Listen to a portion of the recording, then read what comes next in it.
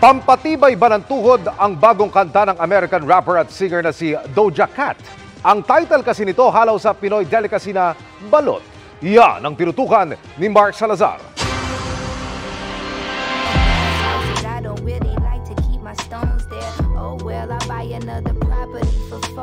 Mas lalong sumikat ang American rapper na si Doja Cat sa mga Filipino dahil balot ang ipinangalan niya sa kanyang 4th single na ilalabas sa Biyernes. Alam mo naman ang Pinoy online, palaging may say. Sabi ng iba, clickbait daw ang balot ni Doja Cat para makuha ang pansin ng Pinoy netizens.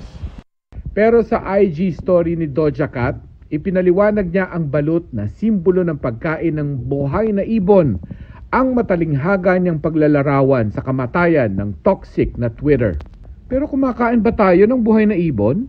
Tayo naman mga Pilipino, hindi naman tayo kumakain ng buhay na ibon. Nilalaga pa rin natin ito muna bago natin kainin. Nais ipaliwanag ng mga taga-Pateros kay Doja Cat ang kanilang taong kung tawagin.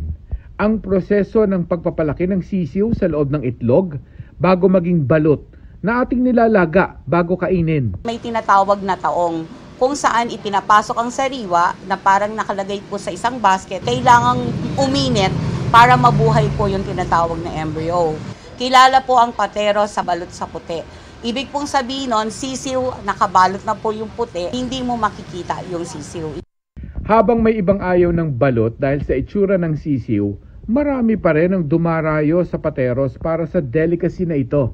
Yung binili yung daming yan ay pang personal consumption lang? Sa amin lang, mga kapatid ko, kapitbahay, di ba, pamimigay mo. Ang sarap kaya ng balot dito. Yun ang nakasanayan dito, tsaka masarap naman. Pampalakas ng tuhod. Kasi ako 50 plus na ako ano pa Sa sobrang proud ng Patero sa kanilang balut, bida ang itik at itlog sa Seal of Pateros. Proud po kami doon. At kasi po, ito po ay yung aming bread and butter. Actually, ang balot namin nakakarating po kung saan-sang bansa yan.